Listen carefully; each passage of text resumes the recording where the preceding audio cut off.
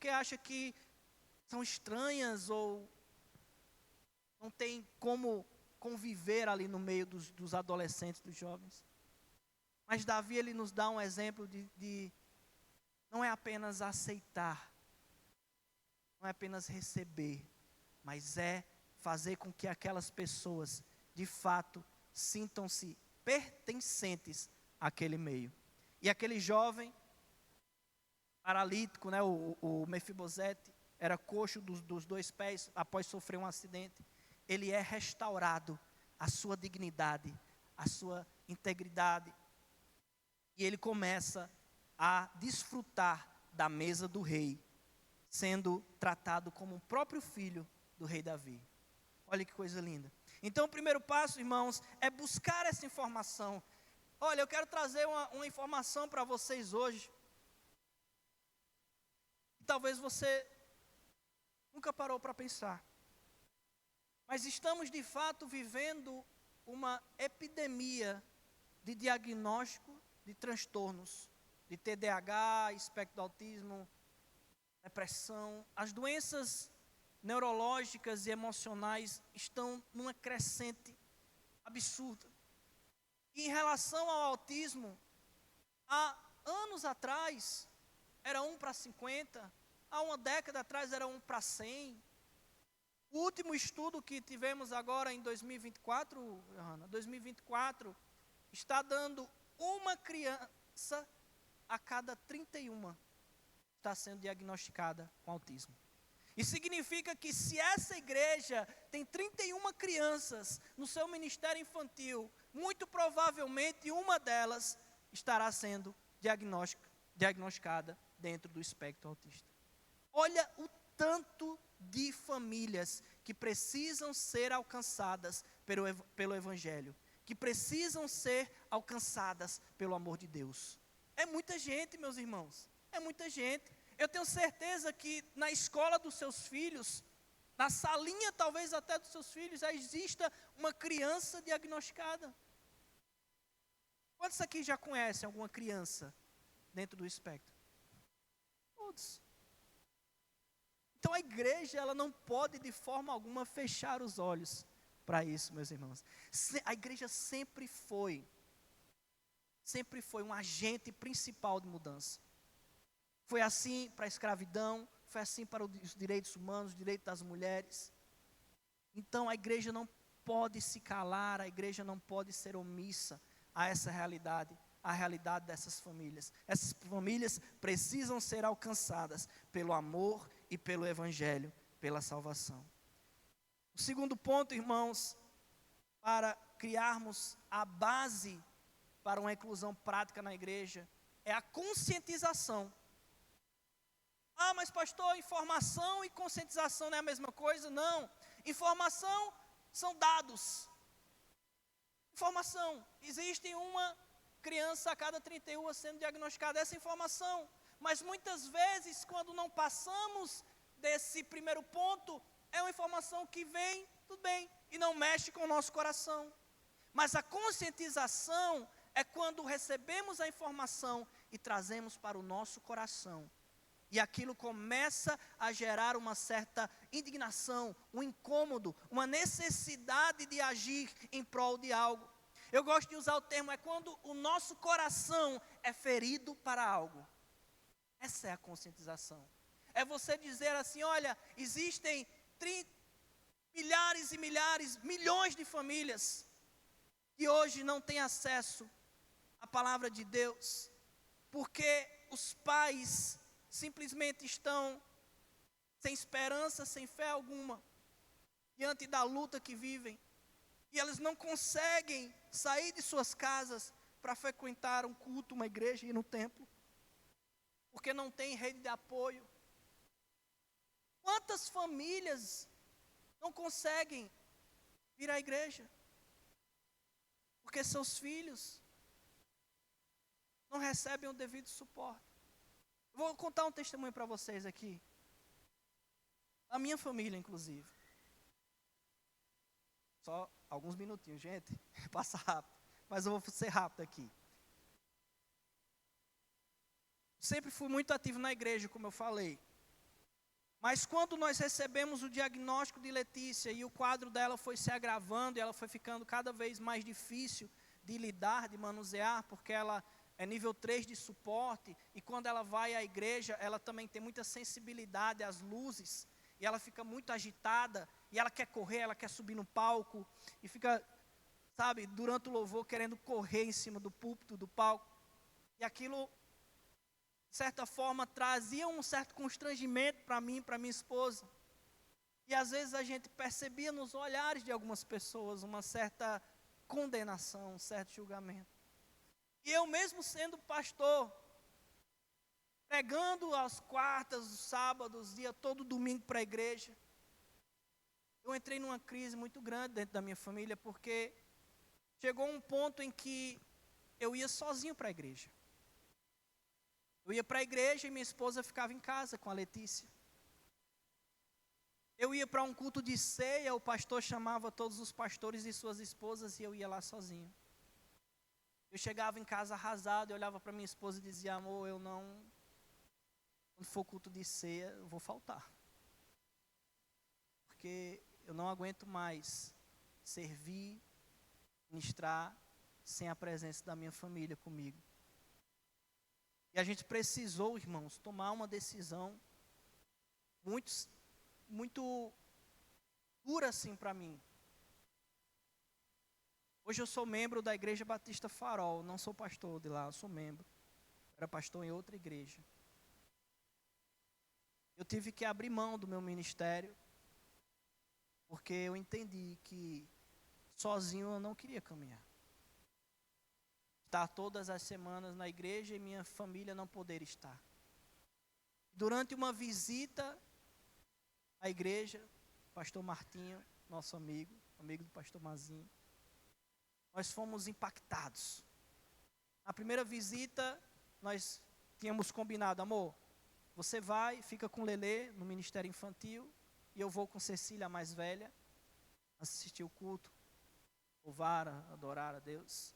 Você fica lá com Lelê. Quando a gente chegou, as meninas estavam lá na frente, elas ficam lá na frente, com essa blusa azul aí do suporte terapêutico, e não deixaram minha esposa entrar. Não, a nossa missão é que você assista o culto com seu marido, com sua filha mais velha. Não, mas é porque ela é agitada, não pode deixar eu fico, não, já estou acostumado. Não, mãe, vá tranquilo. Se der alguma coisa errada, a gente liga para você, manda mensagem, chama no telão do culto. Irmãos, eu confesso que naquele primeiro culto, que eu visitei a igreja Farol, eu botei o celular assim na minha coxa, durante a pregação, virado para cima, disse, vai chegar uma mensagem. Vai chegar uma mensagem.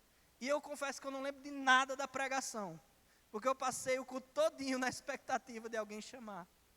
E acabou o culto e ninguém chamou. Meu Deus, depois de 4 anos, foi a primeira vez que eu consegui, não prestar porque não foi muito bem prestado, estava muito nervoso na hora, mas a primeira vez que eu estou num culto com a minha esposa e a minha filha mais velha. E a gente começou a orar sobre isso, orar. Conversamos com a nossa liderança na época, eles entenderam. E a gente disse, é aqui que a gente precisa estar.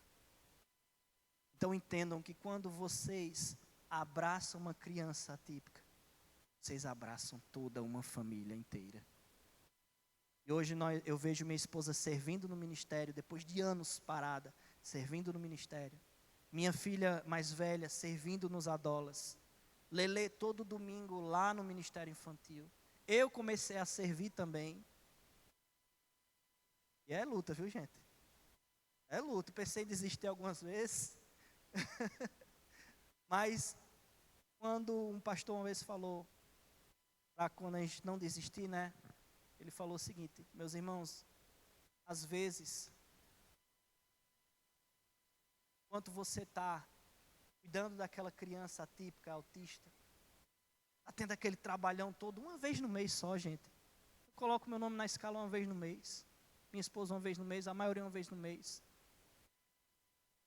Muitas vezes, aquele único domingo é o suficiente para um casamento ser salvo. Aquele casal estava à beira de um divórcio.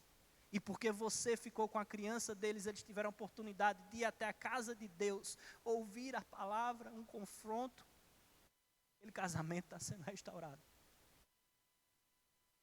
Muitas vezes, aquela criança que você está tomando conta, aquela mãe, ela olhou para Deus antes de sair da igreja e disse: essa é a minha última oportunidade, é a última chance que eu vou dar a mim mesmo, porque daqui eu vou tirar a minha vida. E porque você abraçou a criança dela com amor, aquela mãe esteve no seio da igreja, foi abraçada, foi amada por aquela igreja, aquela mãe desiste de fazer aquilo. E recebe mais um pouquinho de força para mais uma semana cheia de terapias. A minha esposa deixou o trabalho, deixou tudo, é 24 horas com Letícia. 24 horas. E é 24 horas mesmo, porque às vezes ela acorda de madrugada, passa a madrugada acordada. E aquelas 2 horinhas. É tão pouco na sua semana, cuidando de uma criança que não para quieto, e você sai exausto sim.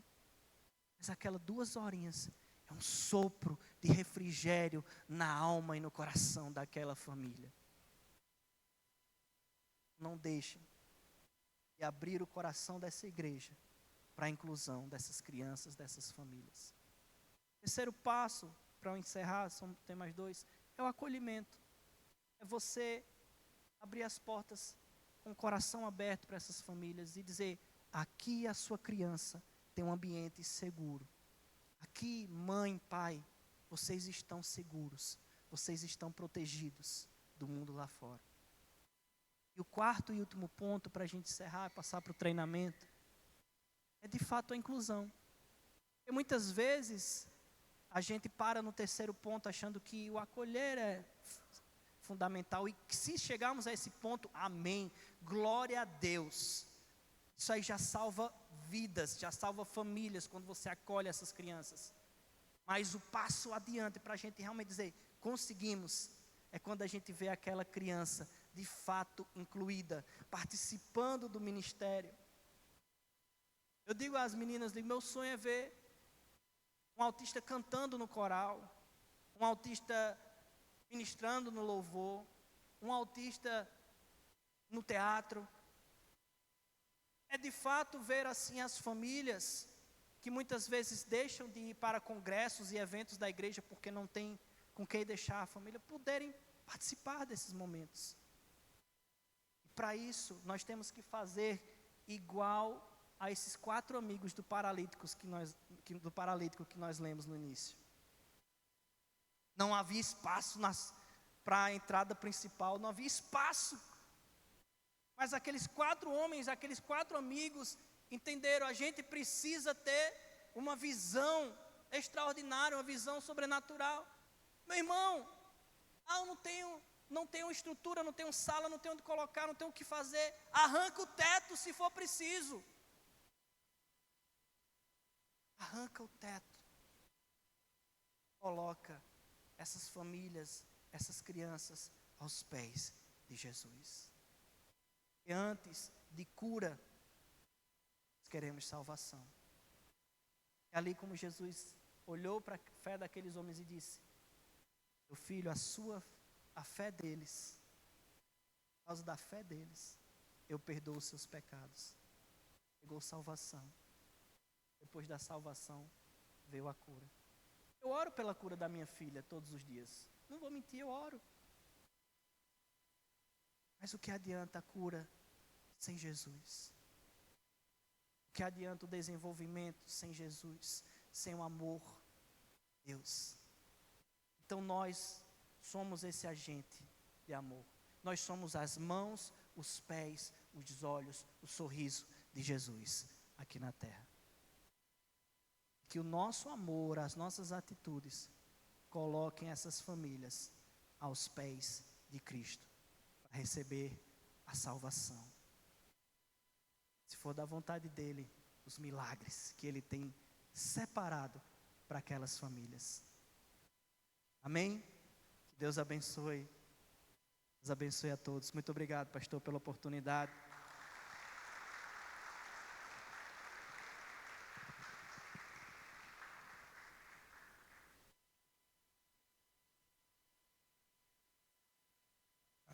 Vamos orar, queridos. Pai, obrigado. Obrigado por esse momento tão especial. Uma palavra breve, mas profunda, com desafios gigantes e também, ao mesmo tempo, simples. É só amar e servir. Que nós possamos, ó Deus, guardar essa palavra no coração, tanto para os nossos momentos, como família, e olhar para aqueles que vivem esse contexto com mais amor, com mais graça. E que como igreja possamos também refletir esse cuidado, Pai. Amar e servir. Obrigado pela vida do teu filho, que o Senhor o abençoe grandemente, sua vida, família e o ministério do teu filho também, em nome de Jesus. Te louvamos, Pai, e pedimos que o Senhor continue falando no nosso coração essa manhã, através da tua filha, que também trará, assim, ainda mais do treinamento, orientações práticas para um ministério, para uma igreja que cuida, sobretudo, Pai, nesse contexto, que para muitos de nós é de fato algo novo, mas precisamos ter um olhar cheio de graça mesmo e compaixão, em nome de Jesus. Amém e amém. Obrigado, viu, querido? Obrigado mesmo. Irmãos, vamos ter um momento de dedicação, dos dízimos, ofertas. Eu quero só chamar a atenção dos queridos para 2 encontros que teremos em breve. Primeiro, quarta-feira agora, nós teremos encontro dos cooperadores. Então, você que serve em algum ministério na igreja, seja numa célula, como um anfitrião, um secretário, enfim, seja em um ministério da igreja, você que tem servido, você que não está servindo, mas deseja servir em algum dos ministérios, então eu quero encorajar você a vir quarta-feira.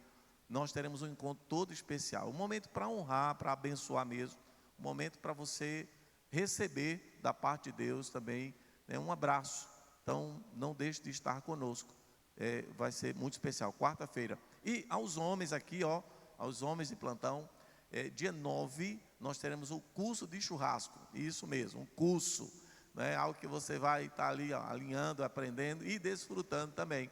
Então chame mais um, participe conosco, vai ser algo muito interessante, uma programação começando às 9, você vai receber aulas teóricas, quer dizer, nós vamos receber, que eu também não sei, churrasco só sei comer, irmão, mas escolher carne, preparar nada, zero. Então quem sabe aí dia 9 a gente aprenda, E aí o que acontece? O curso começa às 9 e ao meio-dia as famílias vêm para provar se de fato aprendemos, Então quem quiser fazer parte do almoço, se inscreve também, tá? O curso custa R$30, e aí o homem faz o curso, já vai para o almoço, claro.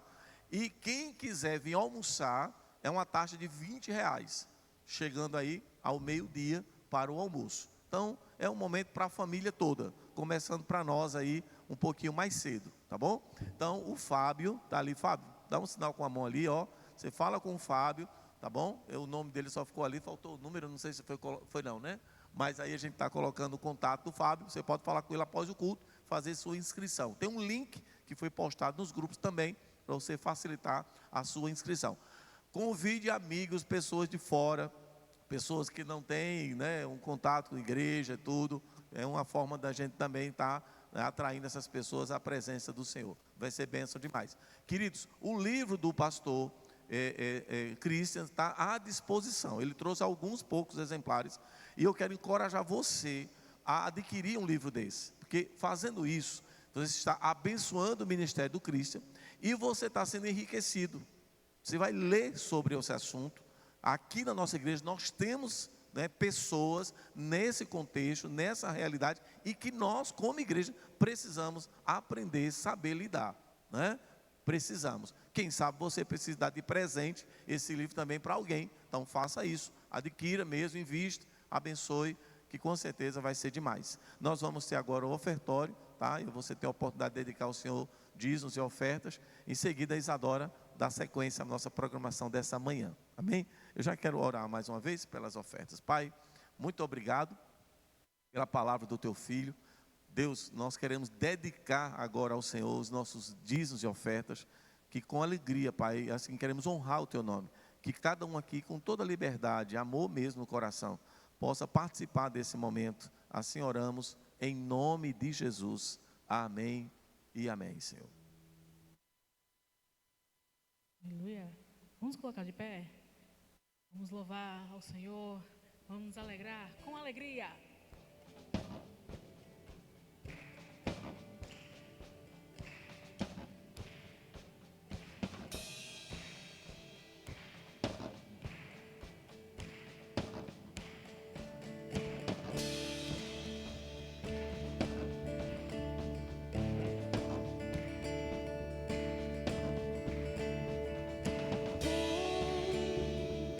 Essa é a hora da adoração.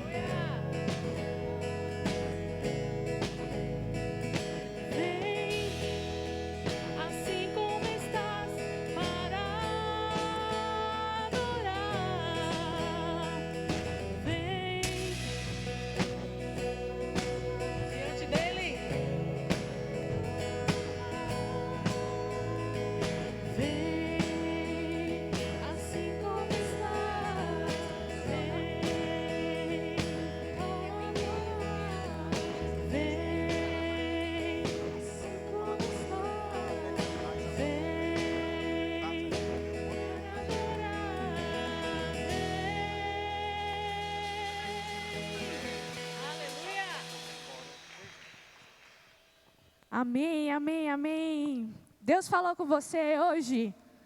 Amém.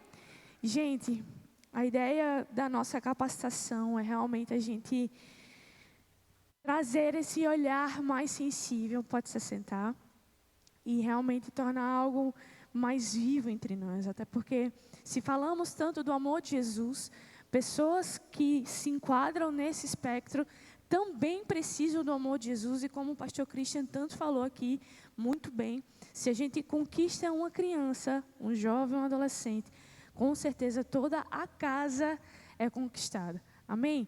E aí, como o pastor, tanto o pastor Mazinho quanto o pastor Christian reforçaram, ali no balcão da recepção está alguns exemplares do livro. Então, se sinta muito bem convidado a adquirir o seu, tá? E aí, eu queria fazer o seguinte, pedir para que a gente pudesse se reunir mais. Quem estiver aqui, ficar aqui, por favor, para a gente ter esse momento mais próximo, tá certo? Ou tanto aqui nessa fileira, quanto aqui também. Se você quiser beber uma água e ir no banheiro, fica à vontade, porque aqui a gente já vai estar começando o nosso momento de capacitação junto a Johanna, né? Já queria pedir para que Johanna viesse. E aplauda o Senhor pela vida dela, em nome de Jesus. Johanna, que é psicóloga e líder do Ministério Resplandecer da Igreja Batista Farol, tá? Ela, como especialista, vai estar compartilhando com a gente o olhar e a visão dela e também nos direcionando também como igreja. Então, puxa aí teu bloco de notas, teu caderninho para não perder nada, tá certo? E com certeza será uma parte 2 de uma manhã de muita bênção e edificação. Amém? Estenda sua mão sobre a vida dela, em nome de Jesus. E ore também para que o Senhor ministre ao seu coração. Pai, te agradecemos, Senhor Jesus, pela vida da tua filha, que se dispôs com muito amor a estar compartilhando da sua experiência e da sua vocação que o Senhor tem levantado com a tua igreja, Pai. Abençoe a Johanna, que em nome de Jesus ela seja boca tua, Pai, para que nós possamos direcionar esse amor que o Senhor tem por essas pessoas também. É assim que te oramos e te agradecemos, em nome de Jesus. Amém. Deus abençoe. Eu coloco. Bom dia. Só conectar aqui.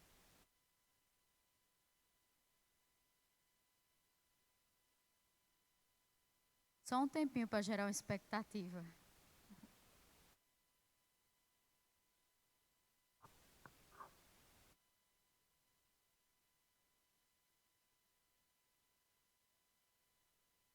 Pronto, deu certo. De novo, né? Bom dia, tudo bem com vocês? Estou achando vocês meus sonolentos. Estão preparados para mais uma horinha aí? Sim? E eu não ouvi direito, não. Estão preparados para mais uma horinha? Amém. Agora está aparecendo para vocês, né? Então, como falaram, né? Eu sou Johanna, pode passar o slide. Eu sou Johanna, sou psicóloga, trabalho com a tipicidade já há uns 6 anos, mais ou menos, e não tenho muitas pessoas neurodivergentes na família, enfim, não sou mãe atípica, mas Deus decidiu, né, me levantar para trabalhar com esse público, e meu coração começou a ser inquietado em relação a isso na minha profissão, né? Então, eu entrei em psicologia dizendo que eu não queria ser psicóloga clínica. Eu achava que não ia conseguir conciliar, né, alguns preceitos cristãos com a prática clínica.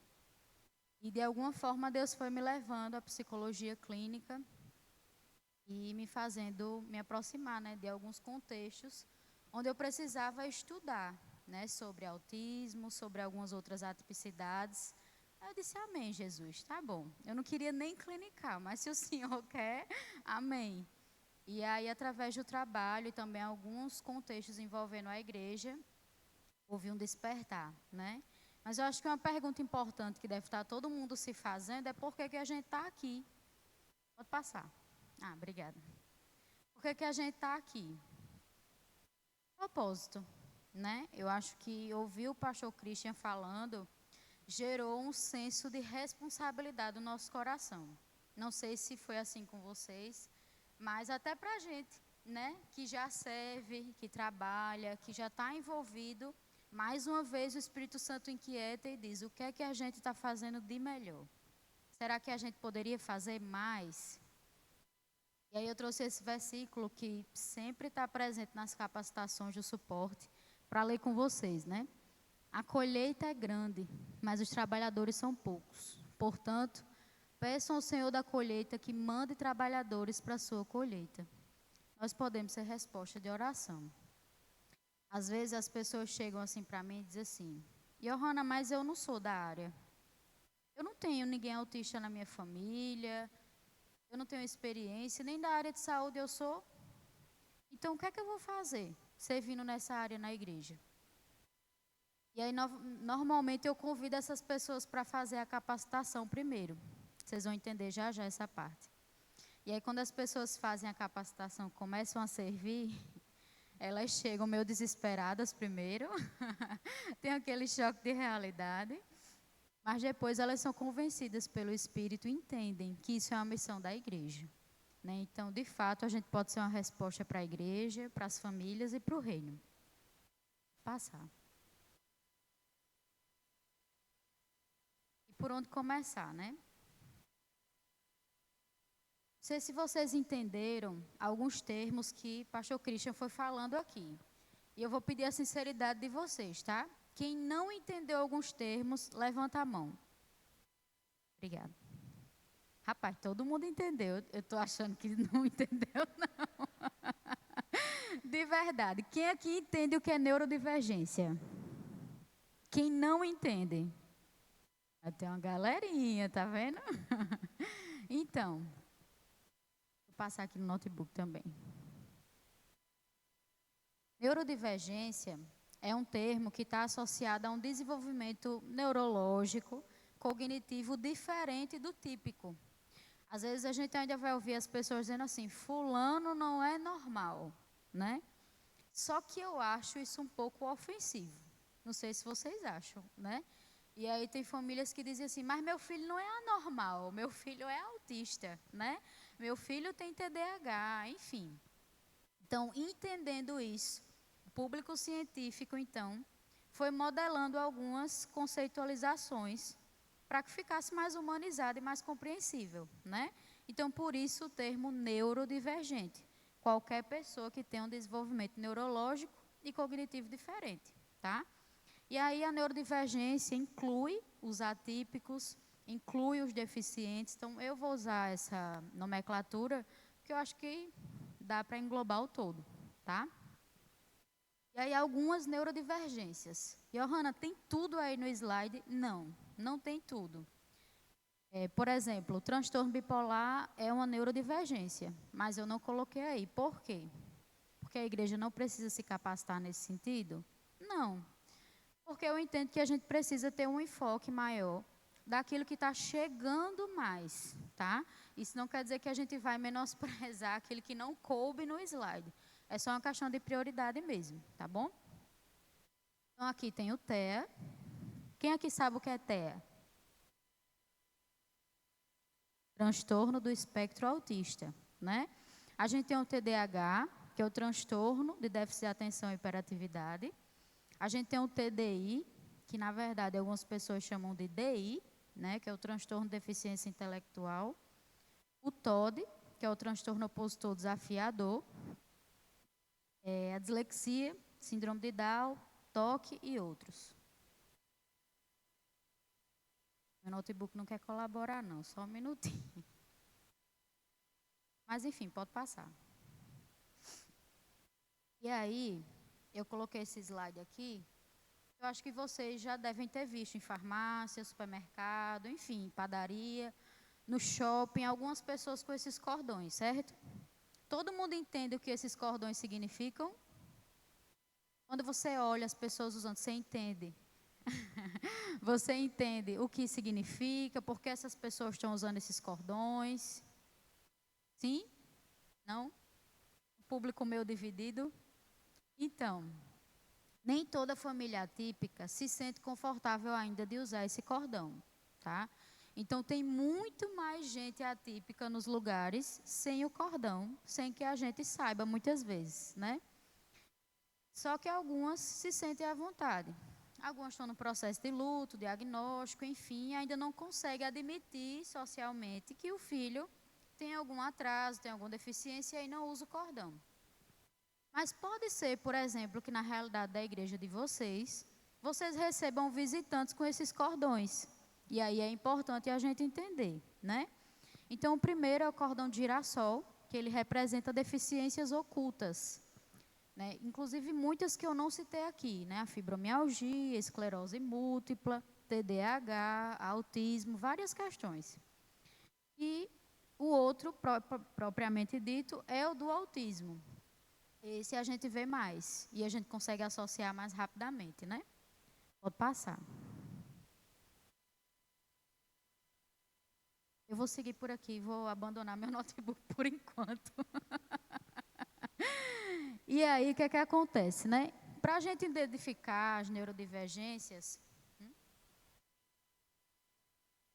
para a gente identificar algumas neurodivergências, eu acho que é importante a gente entender uma por uma, certo? Então, por que não começar pela mais comum, né? A mais comum é o transtorno do espectro autista. Tem um resumo aqui para vocês, mas eu vou tentar resumir com palavras mais fáceis, tá? Então, quando a gente lê o manual do DSM-5, que é a Bíblia, né, da psicologia, da psiquiatria, enfim, lá tem todas as condições mentais, a gente vai ver a descrição do autismo numa díade. Como assim, Rona? É como se fosse dois polos. Então, obrigatoriamente, para ser autista, tem que atingir os critérios desses dois lados. Então, antes era uma tríade, antes eram 3, agora são 2, tá? Antes era interação social, comunicação social, padrões restritos e repetitivos de comportamento. Agora não. Agora, comunicação social e interação está de um lado só, tá? Então, essa pessoa precisa apresentar déficits obrigatoriamente na comunicação e na interação. Ai, Johanna, mas eu conheci um autista que falava, e falava muito bem. E eu conheci outro autista, por exemplo, que tem atraso de fala, não fala praticamente nada. E aí? É um espectro, né? Ele se apresenta de forma diferente.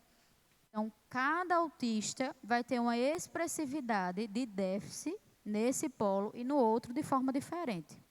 No outro, a gente vai ver alguns comportamentos repetitivos. O que é isso, Johanna? Aquele que a gente faz do mesmo jeito. Quando eu digo a gente, é a gente da neurodivergência, né? Então, por exemplo, alguns autistas se desregulam quando muda o caminho. Todo dia você faz a mesma rota para levar ele para a escola. E aí, no dia, você decidiu pular a rota. Decidiu pegar um atalho. E aí, às vezes, essa criança se desregula, né? Ou come as mesmas coisas. Ou gosta de vestir as mesmas roupas. Ou tudo que você fala para ela, ela repete para você. Ela faz o que a gente chama de ecolalia, é um eco, né? Ou, por exemplo, essa criança tem movimentos motores repetitivos. Então, a gente tem alguns mais conhecidos, né? A gente tem o flapping, né? A gente tem o balançar. Não sei se vocês já viram alguns desses, né? Dentre outros. Pode passar. E aí, como eu falei, né? Tem a questão do espectro e os níveis de suporte. Então, quem aqui já ouviu falar de autismo leve, moderado e severo? Muita gente, né? Pois é. Só que essa nomenclatura, ela não é mais adequada. Por quê? Ela não condizia com a realidade? Condizia, né? Moderado e severo fazia sentido. Mas não condizia com o público leve. Eles não se identificavam e não se identificam com essa nomenclatura. Porque é leve para quem, né? Para quem tem o transtorno não é leve. Coisa nenhuma, né? E aí isso mudou. Então, agora é nível 1, 2 e 3. Sendo o 1 menos comprometido e o 3 mais comprometido, tá? Então, o nível 1 de suporte é uma pessoa que precisa de suporte.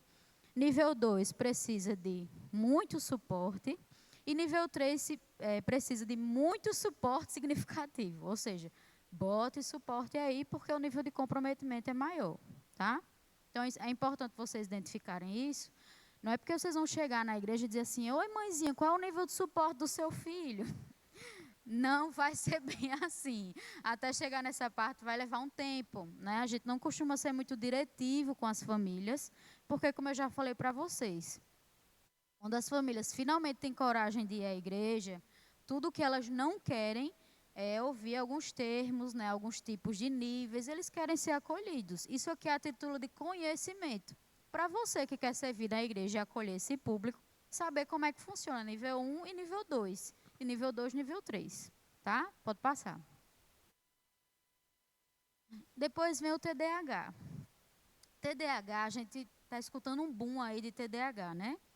Então, as pessoas estão com a vitamina baixa, eu tenho TDAH. As pessoas não têm muita paciência no mundo imediatista que a gente vive. Eu acho que eu tenho TDAH, né? E a verdade é que quem tem TDAH de verdade sofre muito nesse contexto. Porque o TDAH, assim como o autismo, é um transtorno do neurodesenvolvimento. Os dois precisam surgir na infância, ou não é um transtorno do neurodesenvolvimento, né? Então, ninguém desenvolve autismo na vida adulta, por exemplo, ou TDAH na vida adulta, né? Tem gente que tem um diagnóstico tardio na vida adulta. Então, essa pessoa sempre teve características, mas nunca teve o diagnóstico, né? E aí, como eu estava dizendo, quem tem TDAH sofre muito nesse processo, né? Porque todo mundo acha que o TDAH se limita ao quê? Ao que o nome fala, né? Desatenção e hiperatividade. Só que, na verdade, essa desatenção, imagine que é uma árvore. E essa árvore tem vários galhos, né? E ela vai puxando vários galhos. Então, dificuldade executiva, dificuldade de planejamento, esquecimento, dificuldade de organização. Então, a desatenção é como se fosse o pontapé. Ela vai puxar várias outras ramificações. E aí a gente tem também a hiperatividade ou impulsividade. Ana, eu conheço uma pessoa que tem TDAH, mas ela não é hiperativa. E aí eu fiquei confusa, não tem hiperatividade no nome do transtorno, né? Só que essa hiperatividade, ela é demonstrada de forma diferente. Primeiro que tem o fator maturação, né? Então, uma criança com TDAH é diferente de um adulto com TDAH, porque envolve um processo de maturação social, emocional, enfim, né? Então, às vezes, não é uma pessoa que fica andando sem parar, mas é uma pessoa que fala sem parar. É uma hiperatividade verbal, né? Às vezes, não é uma pessoa que tem uma agitação psicomotora, como eu falei, mas dentro de casa você não consegue ver essa pessoa sentando. Toda hora ela está fazendo alguma fase importante e não consegue concluir nenhum direito, né? Porque o TDAH ele tem essa dificuldade. Nem tudo que ele começa ele consegue terminar. E normalmente no ministério a gente se utiliza, entendo o que eu quero dizer com se utiliza, da motivação do TDAH. Então, quando eles estão motivados, a gente consegue executar muita coisa, porque na verdade a motivação é o combustível do TDAH. Como ele tem essa disfunção executiva, é tudo muito, né, 880 e muito rápido, então é difícil para ele se engajar em algo que demanda muito mentalmente. Agora, se for do interesse dele, se for um tema que ele gosta, se for algo que engaje, aí fica mais fácil. Do mesmo jeito com o autista também, né? Pode passar. E aí a gente tem apresentações, né? Então, como eu falei, a gente não diz que o TDAH é um espectro, mas poderia dizer, né? Porque a gente não encontra TDAHs completamente diferentes, não. Até porque cada um tem a sua individualidade no processo, né? Então, a gente tem apresentações diferentes. Apesar do nome do transtorno ser um conjunto, né? TDAH, ser as 4 letras, tem gente que tem uma predominância desatenta. Então, aquela pessoa mais letárgica, uma pessoa mais esquecida, uma pessoa que se perde facilmente, precisa aí de um certo engajamento no dia a dia. A gente tem a apresentação mais hiperativa, né? Então, a pessoa não é tão desatenta, pode até se tornar, por ser muito agitada, mas a predominância é hiperatividade, e aí é o contrário, né? A gente precisa de um freio nessa pessoa, porque tem uma dificuldade de controle inibitório, né? Controle inibitório é uma função cognitiva que faz a gente puxar o freio mesmo. Por que alguém grita com a gente e a gente não grita de volta? Por causa do controle inibitório. A gente para e diz assim, eu vou respirar um pouquinho, eu não vou gritar com essa pessoa de volta, não. Então, no TDAH do tipo hiperativo, esse controle inibitório ele está em déficit, né? Então, essa pessoa é muito agitada e tem um funcionamento mais acelerado. E aí você imagina o tipo misto, como é que não sofre, né? Então, uma pessoa que é desatenta, ela até pode ter intenção para ser organizada, mas acaba sendo desorganizada. Ela fala muito e não consegue terminar nada. Então, vocês percebem que é muito mais grave do que a gente vem vendo aí no Instagram e no TikTok?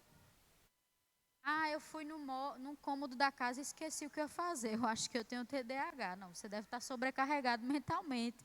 Você pode estar cansado, né? Você pode ter tido uma semana difícil. Mas o TDAH é uma conjuntura. Pode passar. E aí a gente tem o TOD também, né? Aí tem uma certa polêmica mesmo. E eu vou ser bem aberta com vocês. Né? Algumas pessoas na igreja não acreditam na existência do TOD. Né? E, Johanna, não é só desobediência, não. Não é só falta de disciplina, não. Bom, sendo ou não, quando a gente vai para a parte clínica, a gente vê que é algo muito desproporcional em comparação a uma criança só desobediente. A gente vê que existe um padrão de repetitividade muito consistente. E aí eu não... Pode passar o slide. E aí tem um termo ali embaixo, não sei se vocês estão vendo, chamado rigidez cognitiva. Então, esse é um termo importante para vocês anotarem e estudarem depois. Todos os transtornos do neurodesenvolvimento carregam consigo a rigidez cognitiva. Eu não estou dizendo que por causa disso os pais cristãos não vão disciplinar, né? Ou que, por exemplo, essa criança não precisa ou não pode ser ensinada em relação às regras. Pelo contrário, aí é que precisa ser lembrada das verdades da Escritura.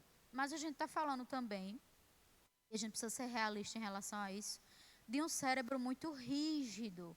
O que é que isso quer dizer? Pensa numa engrenagem enferrujada. Então, a gente fala, empurra, mas não sai do lugar. A gente precisa ali estar sempre trabalhando para um comportamento novo sair, para um aprendizado poder funcionar. Então, essa rigidez, né, é ela que faz, por exemplo, as pessoas terem seletividade alimentar, né? É ela que faz, por exemplo, a pessoa sentar no mesmo lugar todas as vezes. É ela que faz a pessoa acreditar que só pode ir para um shopping, falando dessas condições, tá? Então, ela também é muito presente no TOD, associada a um padrão de irritabilidade, de enfrentamento, de desobediência constante. E, na verdade, o TOD nunca ou quase nunca vem sozinho. Na verdade, o TOD, eu não coloquei isso nos slides, mas ele quase sempre vem acompanhado de outra coisa. Ele nunca é a causa, normalmente ele é algo secundário. Então, a criança descobre o TDAH, a família, né, e aí descobre também o TOD. Descobre o autismo, e aí talvez um TDAH, enfim, e depois descobre o TOD também. É importante fazer essa observação para entender que, de fato, a gente não está falando de um funcionamento cerebral, químico, neuronal, enfim, como uma pessoa típica.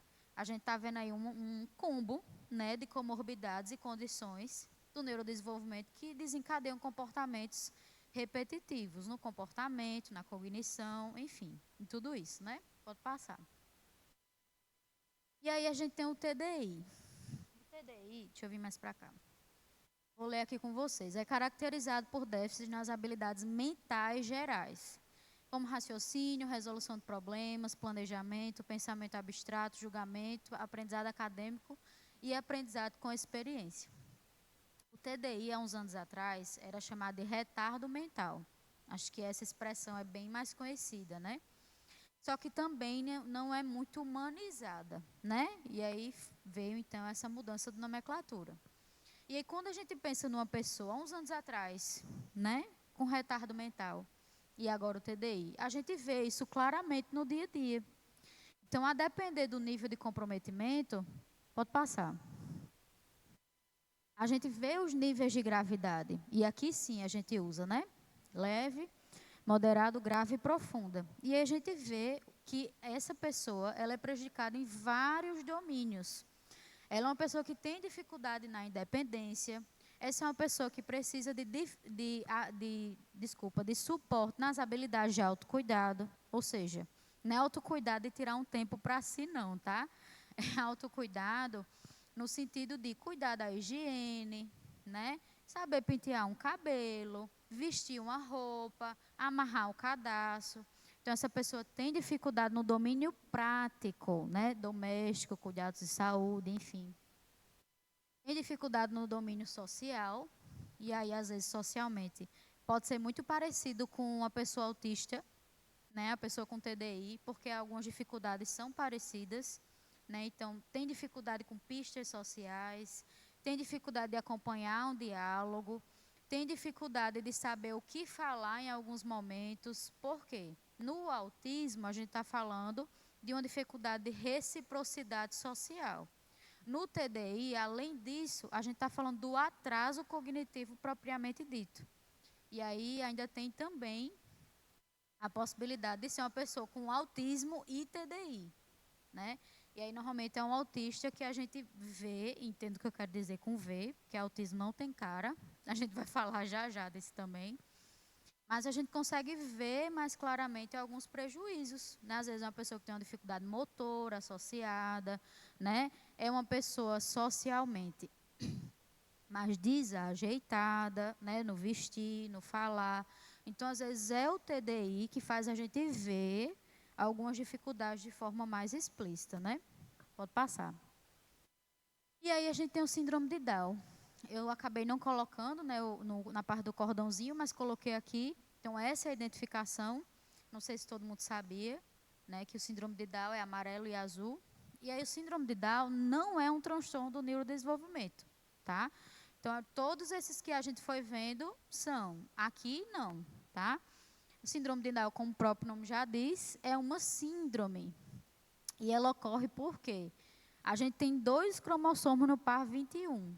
Uma pessoa com síndrome de Down, ela tem um terceiro, que é o menor par de cromossomos, né, que a gente tem. Pode passar.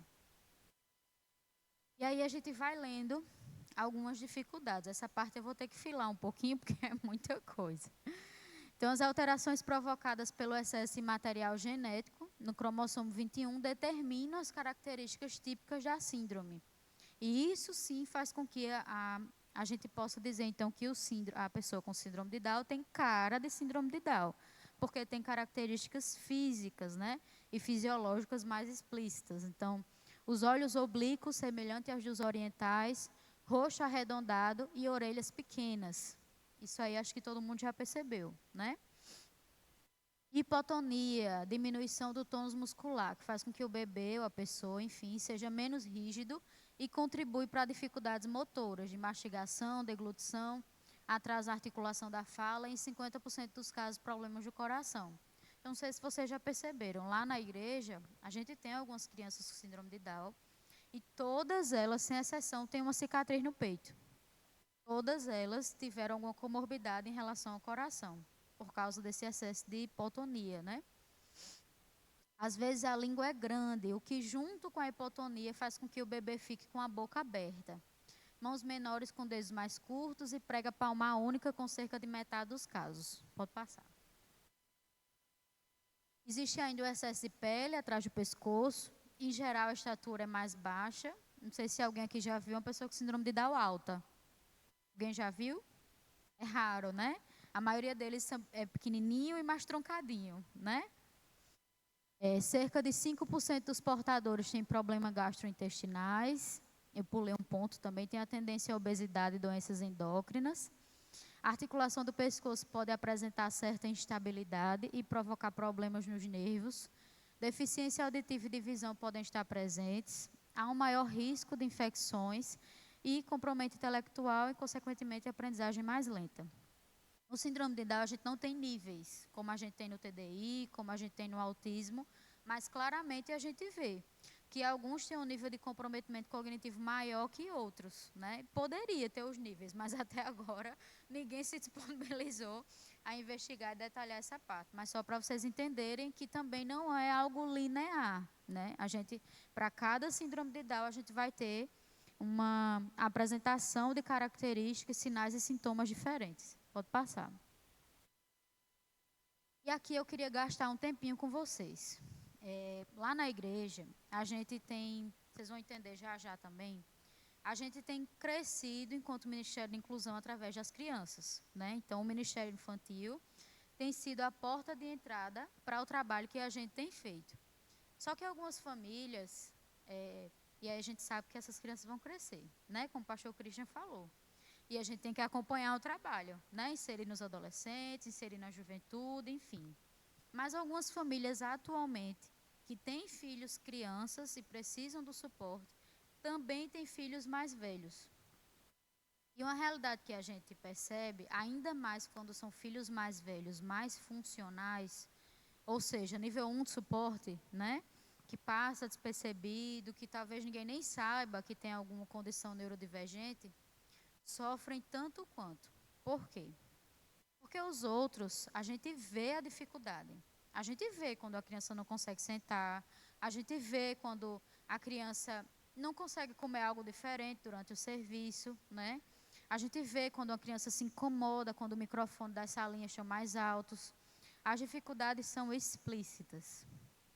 Mas existem, né, aqueles invisíveis, né? Existe uma certa invisibilidade nos mais funcionais. Aqueles que entram no templo, aqueles que assistem o culto, que talvez não precisem de tanto suporte assim. E eu acho que esse tópico merece a nossa atenção, porque a igreja está no movimento legal de trabalhar a inclusão, a igreja como um todo, né? Mas para as crianças e mais comprometidas. Então, a gente ainda, enquanto igreja, eu não estou falando da Farol ou da IBB, né? Estou falando da igreja como um todo. A gente ainda tem uma certa dificuldade de entender o funcionamento de adultos neurodivergentes, né? De adolescentes e jovens neurodivergentes.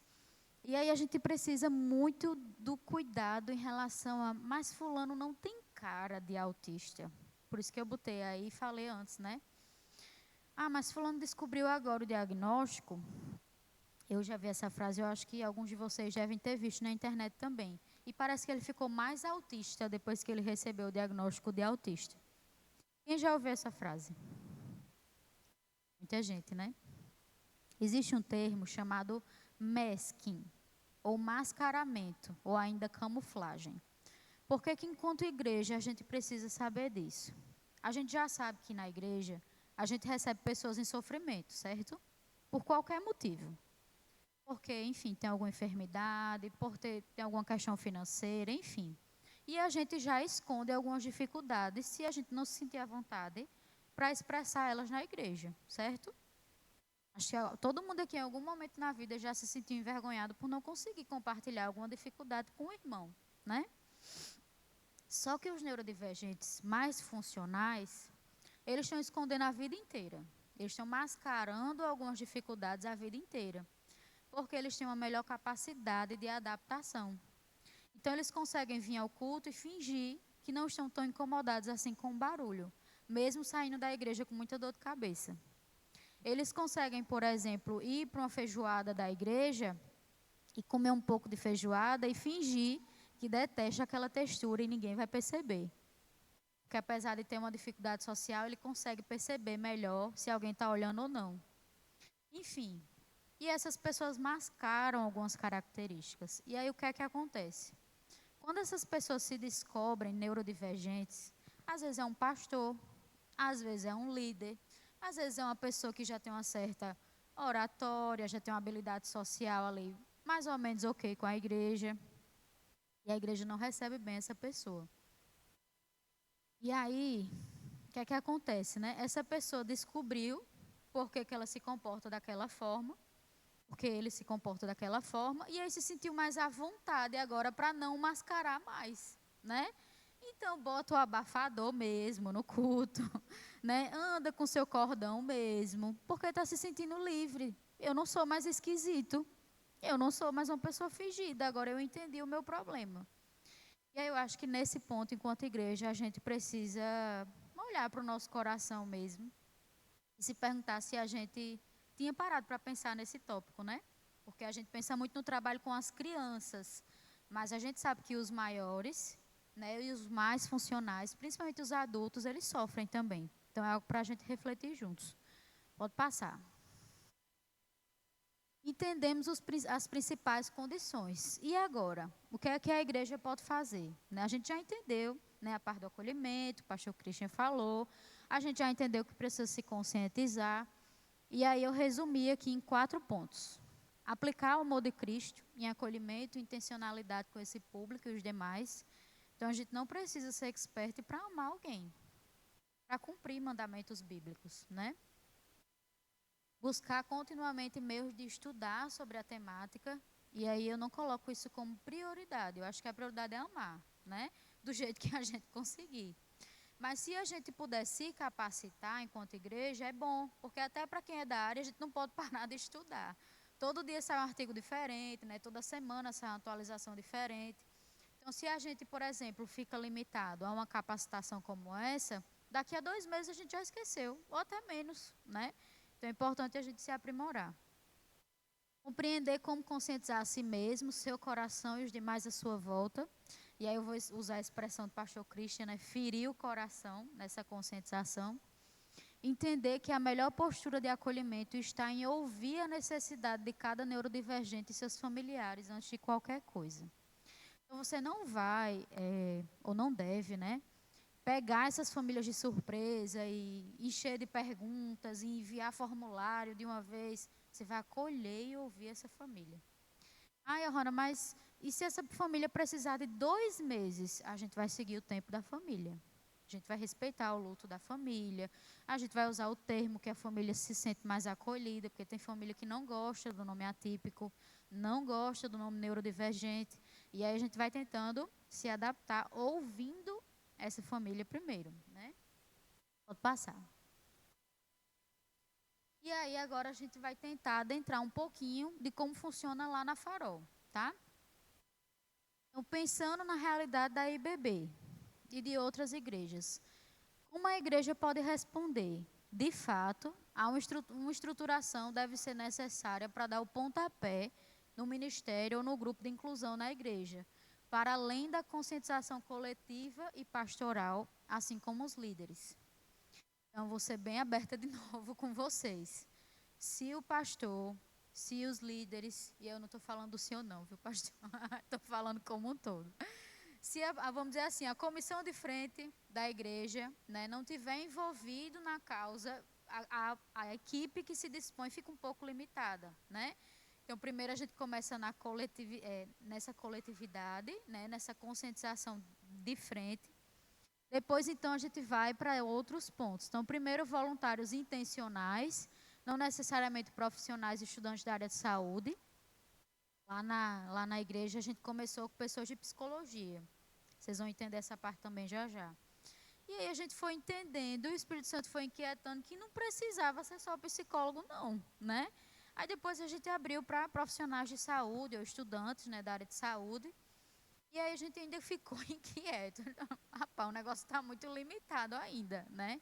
E aí depois a gente abriu para a igreja como um todo. E aí hoje qualquer pessoa, então na nossa capacitação a gente tem advogado, a gente tem farmacêutico, a gente tem dono de casa, a gente tem aposentado, a gente tem jovem, adulto e idoso no nosso serviço. Então qualquer pessoa que se sentir motivado, né, por isso que eu coloquei um voluntário intencional, ele pode fazer parte disso.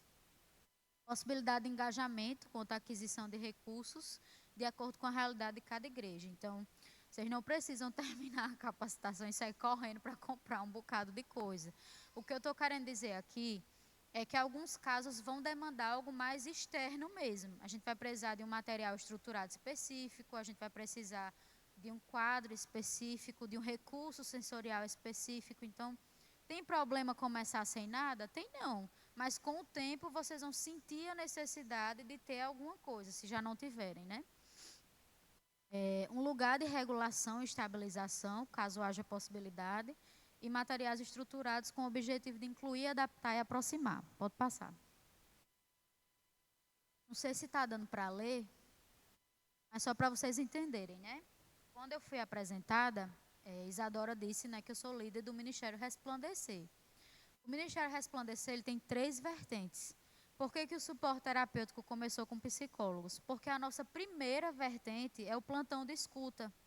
Então, essa é a única vertente do Ministério que, de fato, até hoje, ela só é composta por estudantes e profissionais de psicologia, que realizam escuta lá na igreja gratuitamente. E aí surgiu, então, o suporte terapêutico, né, em 2023, e 6 meses depois surgiu o Cuidando Quem Cuida. Já já vocês vão entender também, pode passar. E aí, falando especificamente do suporte terapêutico, né, a gente tenta resumir o funcionamento dessa vertente do Ministério nesses pontos aqui. E a gente vai ver um a um. Então, conscientização, capacitações e orientações, serviço prático, área de apoio para regulação emocional, comportamental e sensorial, alinhamento e atuação junto ao Ministério Farol Kids, que é o nome do Ministério Infantil lá da igreja, e cuidados aos pais familiares atípicos. Inclusive na foto, volta rapidinho. Inclusive na foto de amarelo é o pastor do Ministério Infantil, Túlio. Pastor Túlio, pode passar. Então, ano passado a gente fez o nosso primeiro dia da inclusão, e aí foi bem legal, né? Esse ano a gente está estruturando ainda, mas foi legal porque os próprios pais, eles se envolveram junto com a gente, né? Foi muito legal, os pais atípicos. Então, ali a gente tem o pastor Túlio falando do acolhimento, né, das crianças atípicas no Ministério Infantil. No meio, só eu e mais uma. Aliás, só eu, não sou mãe atípica. As outras 4 são mães atípicas que participaram. Ali na ponta, pastor Martinho, pode passar. Então, a mãe atípica, que é advogada, falando dos direitos da pessoa com deficiência. A irmã de uma menina atípica, que é médica, falando do papel da medicina no tratamento de pessoas atípicas. E eu, falando um pouquinho sobre o Salmo 139 e a aplicabilidade, né, dos atributos de Deus àquilo que a gente estava vivendo enquanto igreja. Pode passar. Johanna, a gente não consegue fazer um evento ainda. E que tal começar pelas redes sociais da igreja, né? Então, eu trouxe só algumas imagens que a Farol vem produzindo. Então, primeiro para divulgar o ministério. E ali no meio é o Benjamin. Benjamin, ele é autista, tem apraxia da fala também. Ele não é muito fã de foto, não, mas nesse dia ele topou tirar uma foto com a gente. Ali no meio foi em abril, né, no Dia Mundial de Conscientização do Autismo. E aqui no cantinho, a nossa pequena Laurinha, que tem síndrome de Down, no dia, né, de síndrome de Down também. Pode passar. E aí a gente tem as capacitações. Como é que funcionam essas capacitações? Por enquanto, elas não são para a igreja como um todo. Elas são limitadas para as pessoas que querem servir no suporte terapêutico. Então, mais ou menos uma vez por mês, a gente recebe novos integrantes no ministério que querem servir, né, no azulzinho. E aí a gente faz uma capacitação de 4 horas com essas pessoas. Então, eles veem muita coisa, principalmente relacionada à análise do comportamento, que a gente vai ver bem rápido. Então, é baseado nesses 5 pontos, né? A gente fala um pouquinho da palavra de Deus, de que forma a inclusão é possível, biblicamente, no contexto que a gente vive. A inclusão propriamente dita, preparo técnico em aba. A aba vocês vão ver já já. Práticas e dúvidas e reuniões de alinhamento. Pode passar.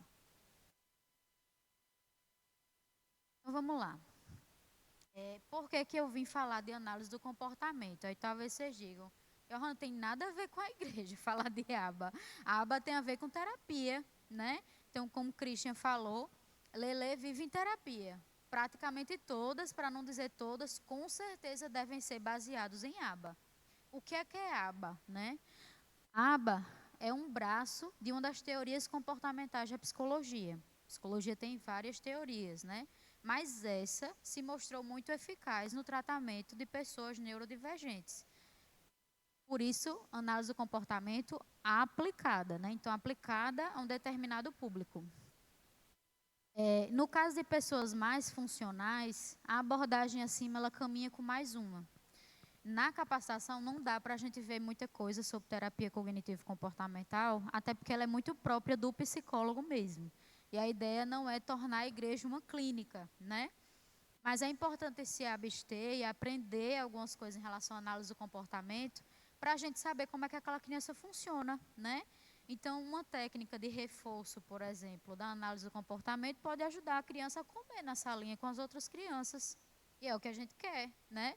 Que essa criança socialize, que essa criança interaja, enfim, dentre outros exemplos, né? Pode passar. Eu vou ler esse textinho que eu acho importante. Na Igreja Batista Farol, reconhecemos que o cuidado espiritual vem em primeiro lugar, mas precisamos ensinar com as ferramentas necessárias e de maior eficácia para, assim, a mensagem e a comunhão chegar como devem ao coração de cada neurodivergente, né? Então, como o pastor Christian falou, os 4 amigos do paralítico precisaram de uma estratégia um pouco atípica, certo?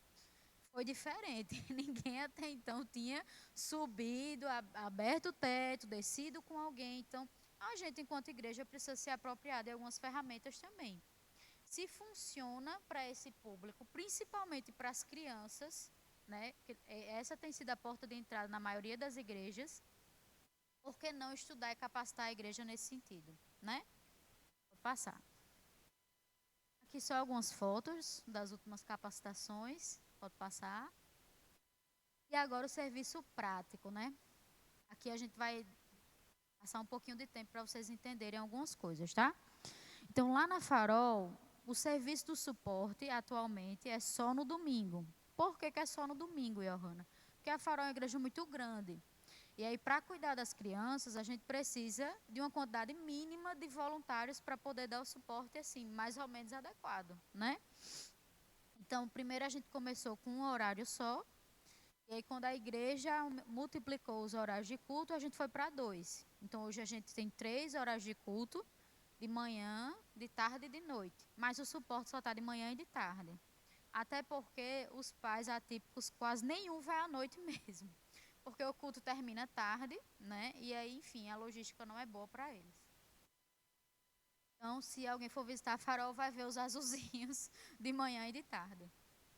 Como é que funciona o acolhimento propriamente dito? Então, como eu falei para vocês, quando uma família visita a Farol, não é de pronto assim que a gente já manda formulário, enfim. Primeiro eu vou conversar com a família.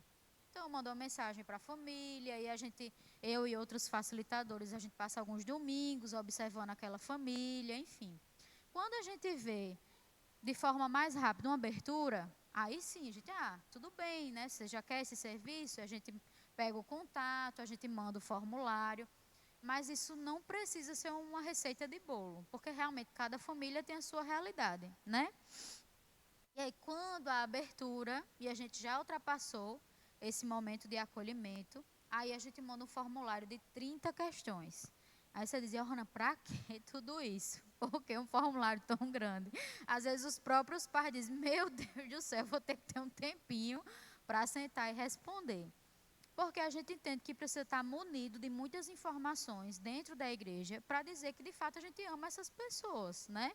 Então, eu preciso entender como é que funcionam, por exemplo, os gatilhos de cada pessoa, né? Eu preciso entender se consegue no banheiro sozinho ou não, e quando não consegue, o que é que a família faz, se é alérgico ou seletivo, se tem alguma sensibilidade auditiva, dentre outras coisas, né? Se já faz acompanhamento, se vai à escola com frequência, porque se a gente tem algumas exceções, algumas situações extremas, tudo está ali no documento para a gente ficar resguardado e entender mais ou menos a dinâmica de cada tratamento e de cada família, né?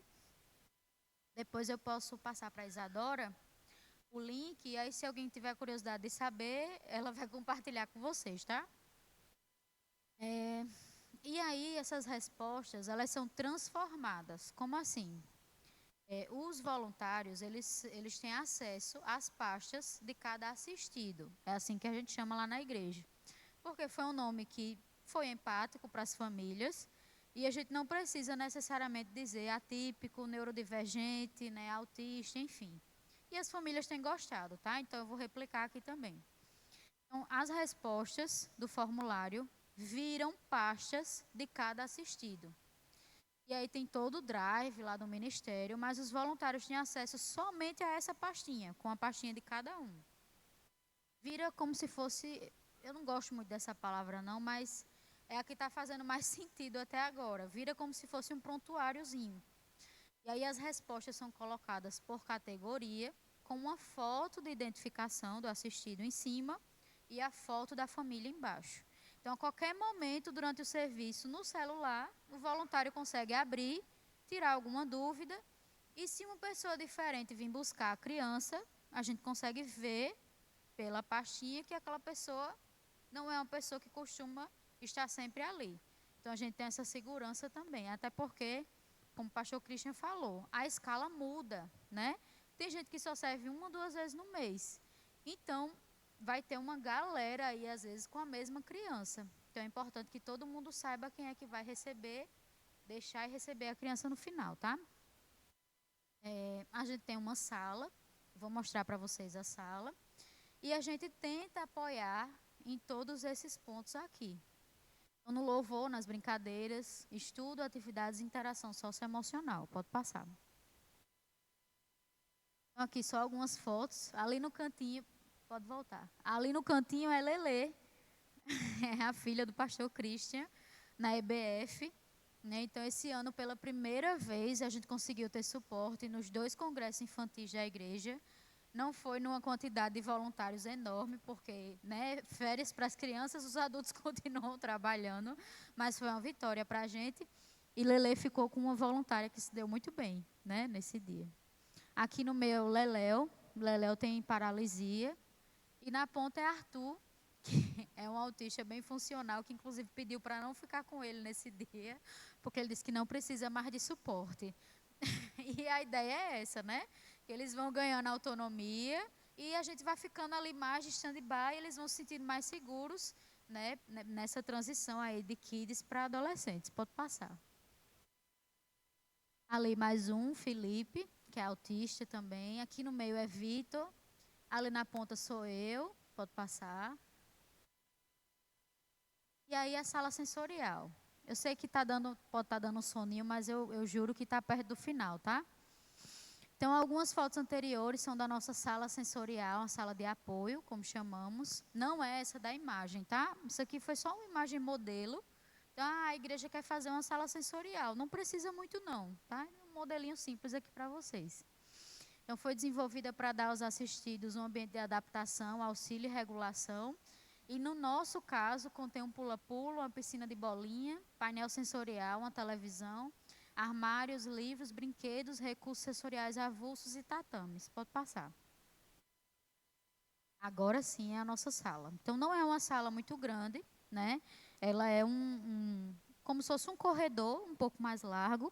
E aí, quando a gente entra, a gente já dá de cara com o painel sensorial de um lado, o pula-pula e a piscina de bolinha do outro. Então, vocês viram que algumas fotos as crianças estão na piscina de bolinha. E aí, no final do corredor, tem um armário, os brinquedos, e não saiu na foto, mas do lado de cá tem a televisão e alguns recursos. Pode passar. E se a minha igreja não tiver condições ou estrutura para fazer uma sala sensorial? Pode acontecer, né? E aí, o que é que a gente faz? É importante pensar em estratégias que deem intervalos e liberdade para que os neurodivergentes possam respirar, estabilizar, havendo regulação e uso de recursos, caso seja possível, para então serem reinseridos e reintegrados aos ambientes da igreja. Por que eu usei a expressão reinseridos e reintegrados? Porque a inclusão não é só a gente colocar junto, né? A gente precisa colocar junto e adaptar, né? Estruturar aquele ambiente para que aquela criança, assistido, enfim, se sinta bem. Mas, às vezes, o próprio ambiente tem um excesso de estímulo muito grande para aquela criança. A gente precisa retirá-la, levar para um lugar seguro, e aí eu brinco lá na igreja que a sala sensorial é uma sala de passeio.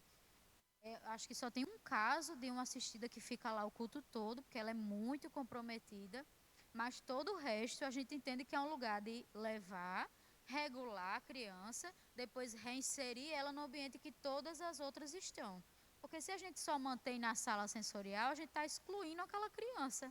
A gente não está incluindo, né? Por isso essa expressão. Pode passar. Então, tem algumas opções aqui nas imagens. Eu recomendo muito a Shopee. A Shopee tem muitos combos em conta, que às vezes a gente não encontra em outros lugares, né? Mas também coloquei algumas coisas aqui. Então, Johanna, a minha igreja quer começar com umas 3 coisas primeiro. Então, abafador, tapete e um lugar com luz baixa e diminuição de ruídos. Não é uma sala ainda, tudo bem, mas consegue deixar um cantinho escuro para a pessoa lá, né? A sala não está pronta, vai levar um tempo para a gente fazer, tudo bem, mas vamos tornar o cantinho ali da estabilização por enquanto, né? É um começo. Pode passar.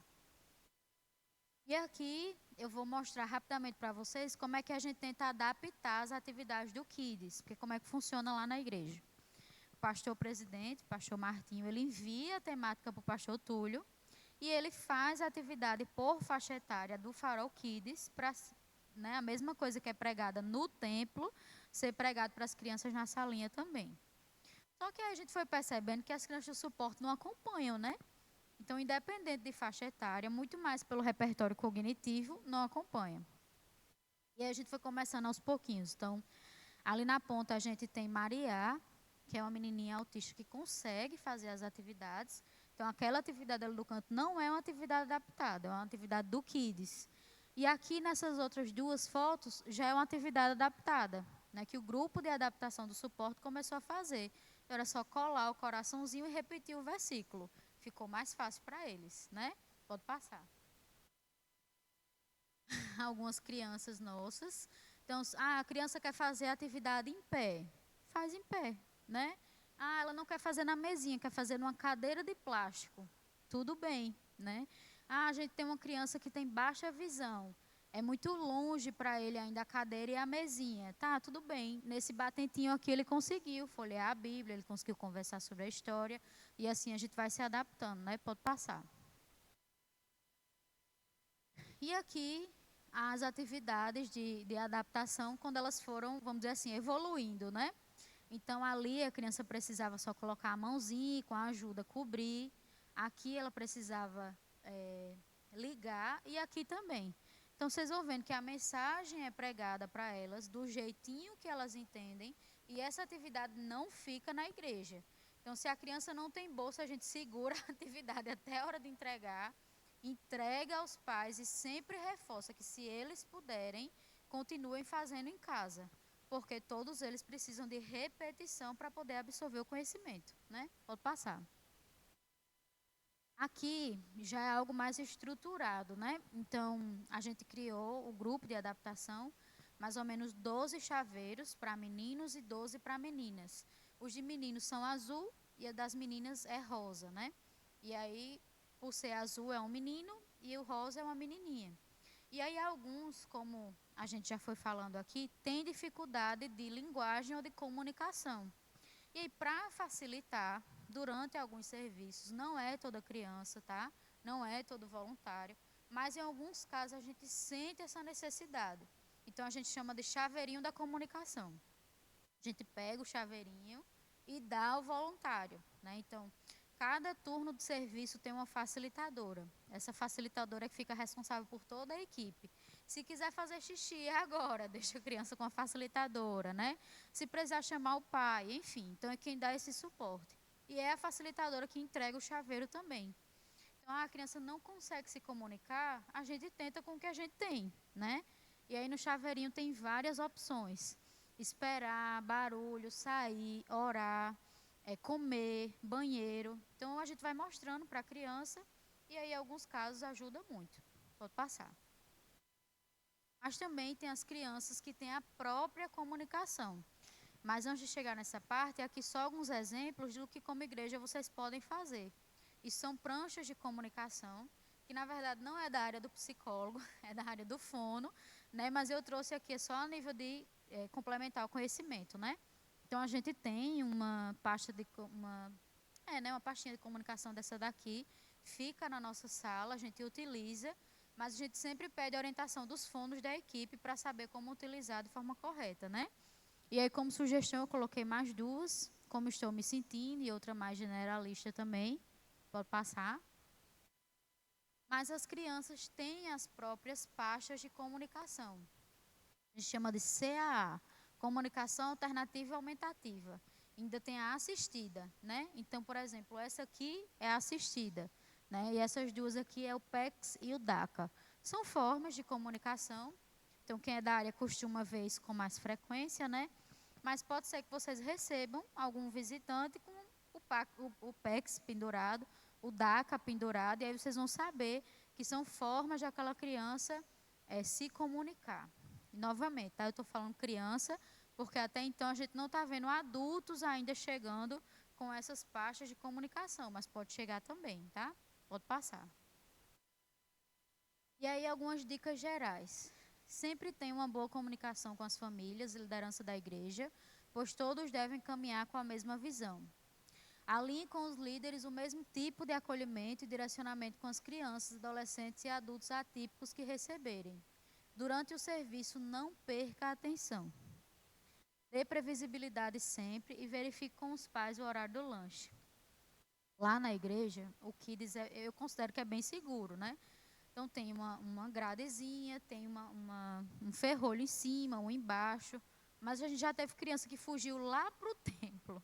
Foi lá em cima no palco. A gente já teve criança que fugiu para o estacionamento. É por falta de cuidado? Não, às vezes você está colado com a criança. Mas pode acontecer. Então, reforçar a segurança e a atenção nunca é demais, né?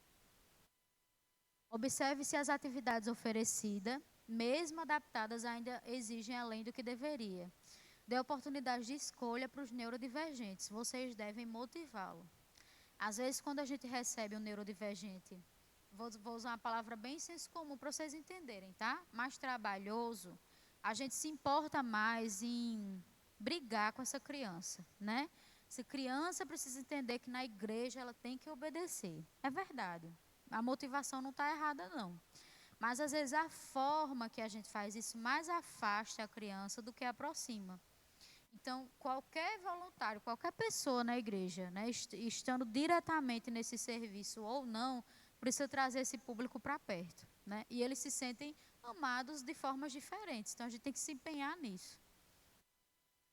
Utilizem recursos como pistas visuais e quadros, assim como materiais estruturados, e sempre estejam dispostos para pedir ajuda.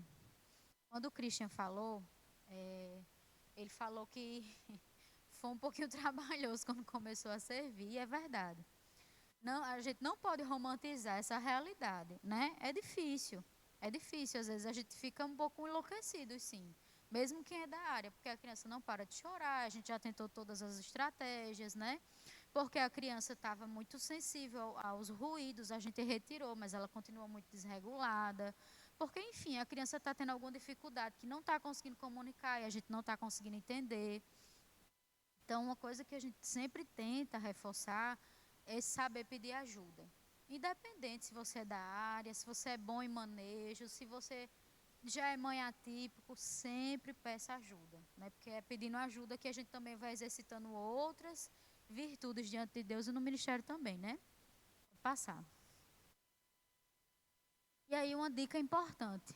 O cuidado, como também foi falado aqui antes, ele não deve incluir só os neurodivergentes. Aí fica um trabalho meio incompleto, né? Por isso que eu disse que ia chegar nessa parte com vocês. Se a gente cuida deles e não cuida das famílias, não é que essas famílias não vão se sentir acolhidas, elas vão. Porque como o Christian falou, às vezes só um domingo que a gente está com a criança fez toda a diferença para aquela família, né? Mas é uma realidade que demanda mais. Então a gente precisa estar mais perto, a gente precisa fazer algumas visitas a algumas famílias e a gente tem tentado. Queria que Sandra ficasse em pé só para vocês verem quem ela é, né? E a blusa. Sandy é a líder do Cuidando Quem Cuida comigo. E essa vertente do ministério, ela é responsável exatamente por isso, por cuidar das famílias. Então, uma vez por mês, a gente se reúne presencialmente com as famílias, a gente tem um momento compartilhado, de desabafo. O último que a gente teve foi bem legal, porque eu disse, tira as cadeiras, vai todo mundo para o chão hoje. E a gente fez uma roda, uma espécie de piquenique com louvor, enfim, foi bem legal. E às vezes eles precisam, às vezes não sempre, né? A gente precisa também de um momento de descontração. E se a igreja pode oferecer isso, onde mais a gente vai procurar, né? Se a igreja já oferece cuidado com o filho, com o sobrinho, com o neto e ainda com a família, a gente não tem muito o que reclamar, não é verdade? Então, é um trabalho que está sendo aperfeiçoado ainda. E aí, como o Sandy mostrou, né, a blusinha do Cuidando Quem Cuida é amarela. E aí, nos encontros, normalmente a gente está assim, pode passar. Algumas fotos, pastor Christian lá em cima, em um dos encontros. Pode passar. E aí, eu queria finalizar fazendo vocês refletirem nessa frase, né? Então, toda pessoa atípica merece uma igreja para chamar de sua. Imagina a alegria de uma pessoa atípica chegar perto de você e dizer assim: eu amei a sua igreja. Agora eu me senti acolhido. Agora eu tenho uma igreja para chamar de minha. Eu amei Pastor Mazinho. Eu amei o acolhimento de Isadora. Agora eu quero ficar indo para IBB. Que alegria isso dá no nosso coração. Porque, de fato, antes da cura, vem a salvação, né? Mas a gente precisa de alguns passos para chegar lá, né? E essas famílias são famílias muito feridas já. São famílias que têm muito medo de ser julgadas, né? De ser discriminadas. São muitos estigmas na convivência. E se a gente pode, enquanto igreja, dizer assim, ó, a minha igreja pode ser sua também. A gente está fazendo um trabalho de excelência, está glorificando ao Senhor. Amém? Então é isso, acho que só tem mais um. Obrigada.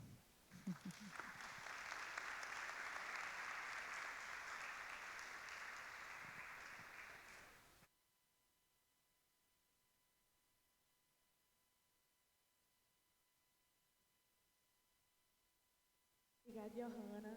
Eu acho que é uma manhã muito enriquecedora e eu acho que vale a pena a gente abrir para algumas perguntas. Sim. Pode ser? E aí eu queria perguntar se você tem alguma pergunta. Foi uma manhã muito rica, aprendemos muitas coisas, mas eu queria abrir para algumas perguntas, ainda temos algum tempinho. Um de cada vez, viu? Aí, pronto. Queria que Parnaíba me ajudasse aqui também com as perguntas. Dois microfones e aí...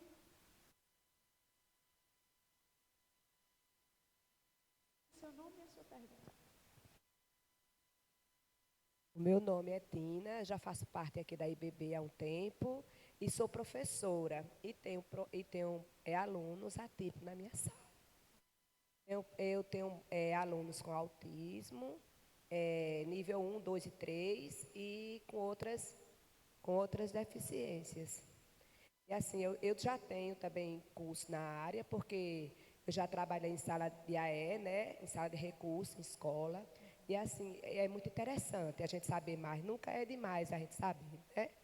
E eu me interesso, sim, por esses cursos. Amém. Glória a Deus, né? Mais alguém?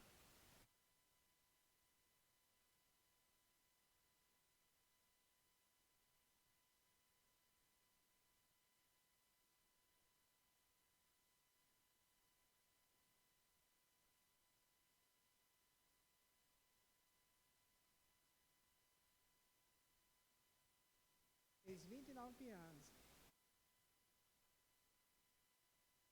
21 anos.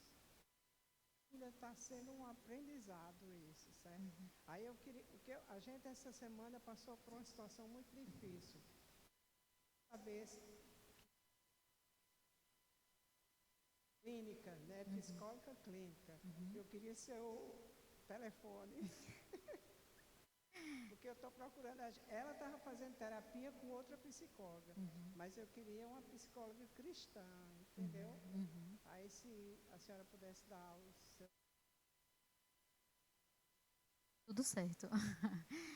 E um detalhe importante é que, de fato, é muito difícil a gente encontrar psicólogos cristãos que trabalham nessa área e ainda estão envolvidos na igreja com essa temática, né? Então, me coloco à disposição, viu? Mais alguém? Alguma pergunta Aqui na frente. sobre o assunto? Pode falar. É uma dúvida. No caso da equipe lá de vocês, se tem crianças com comportamentos que você identifica que é autista e os pais ainda não têm diagnósticos, vocês chegam para orientar como é que funciona lá na igreja? Então, como é um processo que a gente está aprendendo ainda, a gente já cometeu alguns erros, né? Eu acho que é importante a gente falar dessa parte também, não só dos acertos, né? E aí, em 2023, quando o suporte começou, eu achava que estava fazendo uma coisa muito legal. Quando eu chegava para os pais e dizia, olha, eu acho que eu sou criança, tenho alguma dificuldade, enfim. E aí o Espírito Santo foi mostrando que o papel é dele nesse processo, né? Então, hoje, depois de aprender algumas lições, a gente vai esperando, sabe? E aí a gente vai pensando junto com a equipe do Kids alguma forma de ir chegando na família e mostrando que essa criança precisa de um suporte a mais. não necessariamente o suporte terapêutico primeiro, sabe? Mas um suporte que vai além do que a equipe do Kids pode oferecer. Aí daí para o suporte é só um pulo, é só uma questão de tempo e tato mesmo, sabe? A depender de cada caso. As pais, Amém. eu sou o pai de uma autista, descobriu também um pouco tarde, né? Descobrimos com 16 anos. Eu quero parabenizar a igreja, todos os envolvidos por essa iniciativa de abrir esse espaço, falar sobre esse tema tão importante como a inclusão, né? E ali no testemunho do pastor Christian, como tem famílias paradas, como tem famílias com grande potencial de desenvolver grandes trabalhos na igreja, contribuir com a igreja, mas que estão paradas porque tem um autista em casa, não sabe como trazer para a igreja, como incluir na igreja, né? E como é importante esse momento de aprendizado, esse momento de testemunho, esse momento de crescimento, e eu creio que é um diferencial, e as igrejas precisam acordar para isso. Sim. São um número incontável de famílias que nem começaram ou outras até que pararam de dar sua colaboração ao reino de Deus, porque não sabem como lidar com essa situação. Então, parabéns a todos os envolvidos, parabéns a vocês que se dispuseram a esse conhecimento. Deus abençoe grandemente a cada um em nome de Jesus. Amém. Mas alguém teria alguma pergunta? Essa é a hora. Essa é a hora, exatamente. Olá. E quando o problema não é a criança? Tipo, a gente está vendo, assim, a gente vê muitas crianças agitadas, levadas, crianças serelepes. Aí você fala, essa criança tem algum problema, ela é neuroatípica, né? E quando, na verdade, é a falta de limite dos pais. Como é que você chega para esses pais para conversar com eles sobre o comportamento da criança, de outras crianças, vamos dizer assim? Como no nosso caso, a porta de frente foi o Ministério Infantil, né, e a gente atua junto, então esse não é um trabalho que a gente faz sozinho, sabe? Então a gente sempre tenta alinhar esses momentos de observação mais específica, né? Talvez uma conversa mais específica com os pais, junto com o pastor Túlio, que é o pastor do Ministério Infantil. Algumas mães eu tenho mais intimidade, eu consigo chegar mais diretamente, mas no geral eu acredito que é mais seguro, sabe, junto com o pastor do ministério, porque até as famílias se sentem mais à vontade quando ele está junto também, né? Então, não sei como é que seria a estratégia por aqui, mas sempre mais de uma pessoa nesse processo. Ana, por aqui. Bom dia, queria Bom primeiramente dia. parabenizar. Fortuna nesse momento para a gente também, creio que é a resposta de Deus para a nossa igreja. Amém. E queria fazer uma pergunta, mais na questão do Kids mesmo. Vocês lá...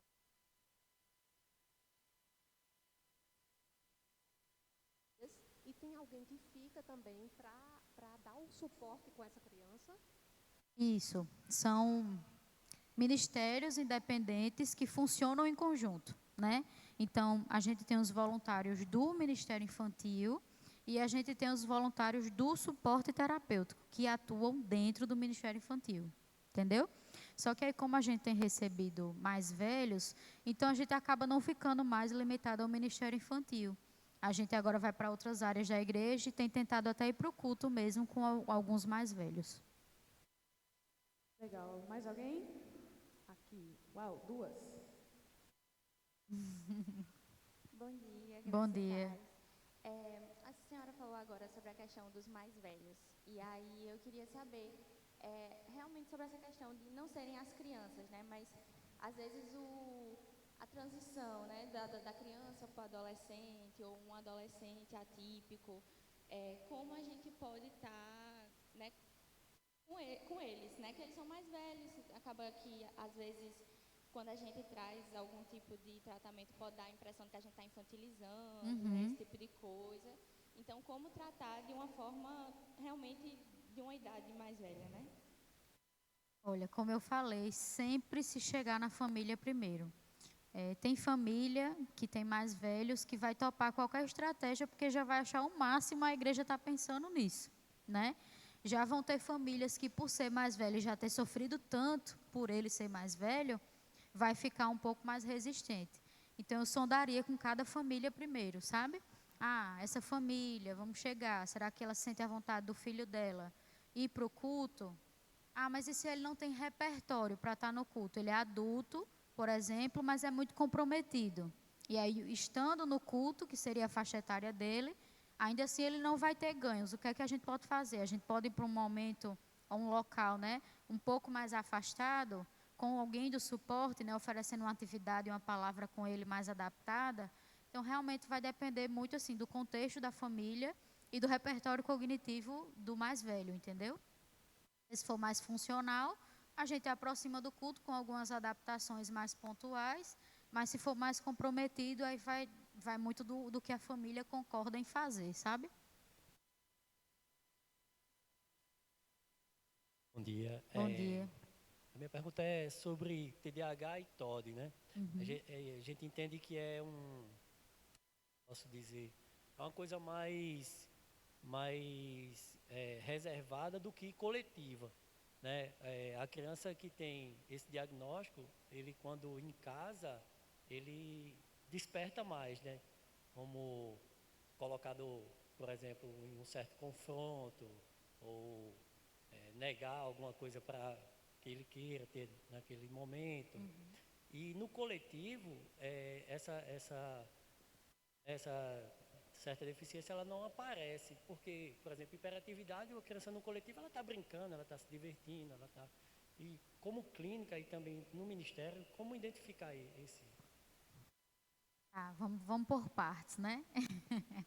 Primeiro que eu vou usar a palavra gatilho, né? A gente usa muito a palavra antecedente também. Então, a gente precisa ter muito conhecimento, né? Não só conhecimento técnico, não, conhecimento do que a família passa para a gente.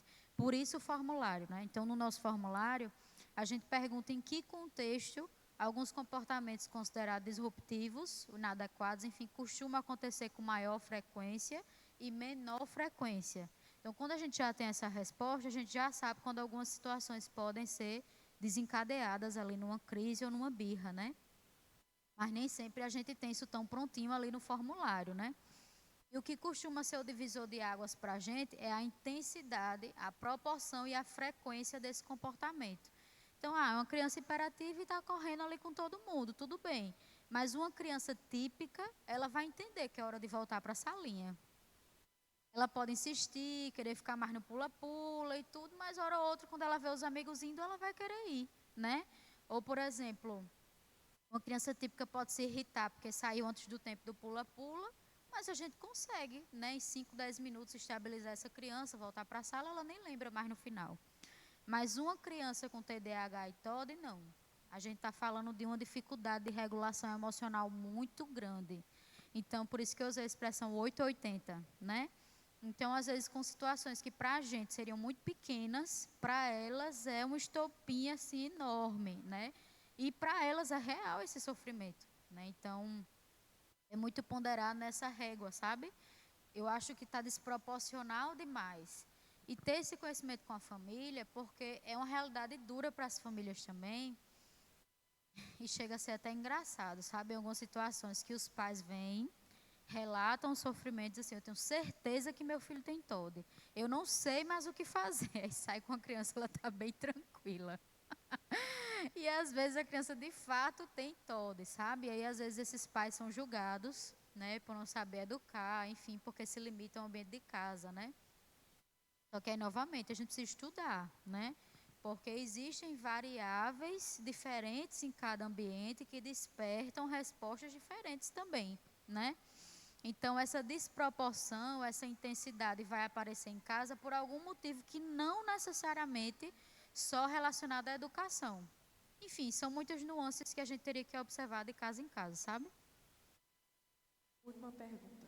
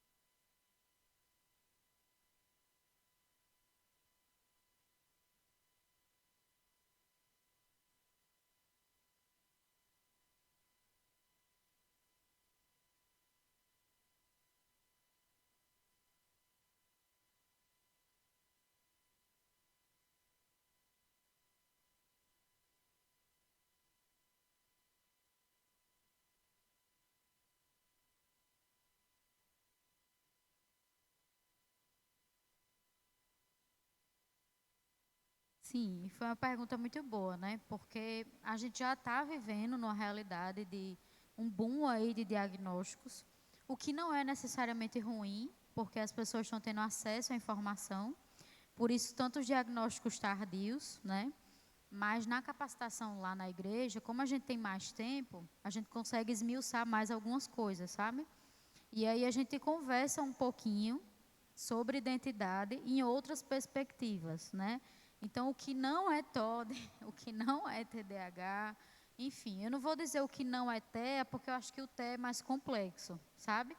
Apesar de que sim, existem crianças, e eu já vi crianças de perto com diagnóstico de autismo que eu não concordo, mas quem sou eu, né? Então, por entender que a igreja não é uma clínica, a gente não se apega muito a, vamos dizer assim, a engajar em confrontar os diagnósticos já fechados. O que é que eu sugiro fazer, né? A gente faz essa psicoeducação na capacitação, as pessoas já entendem o que é, o que não é, enfim. E aí, na prática, eu tento tornar essa criança mais independente do suporte, sabe? De modo que ela seja tratada como qualquer criança seria no Kids mesmo. E aí vou dizendo isso para os familiares, né? Então, a gente tem um caso mais recente assim, onde eu conversei com a avó da criança, e eu disse, olha, não estou dizendo que ela é ou não é, eu só acho que ela pode ficar mais independente do suporte, né? Ela tem mais autonomia, ela tem mais capacidade cognitiva e ela consegue acompanhar as outras crianças, sabe? Então, a gente acaba trabalhando muito do que é saudável nesse sentido também, né? Na capacitação mais cumprida e na prática. Amém. Aplaude o Senhor pela vida de Amanda. Muitíssimo. Compramos um presentinho, uma lembrancinha para você. Obrigada. Para expressar nosso carinho. E a Ohana vai estar aqui junto com toda a equipe, pastor Christian também. Se você quiser vir falar com eles. E aproveitar também para passar ali na recepção, tá certo? O pessoal vai estar ali com alguns exemplares. E a nossa oração que seja um pontapé inicial para que nós possamos conversar e realmente conectar essas pessoas com muito amor e compartilhar do Evangelho. Amém? Vamos ficar de pé, pastor Mazinho.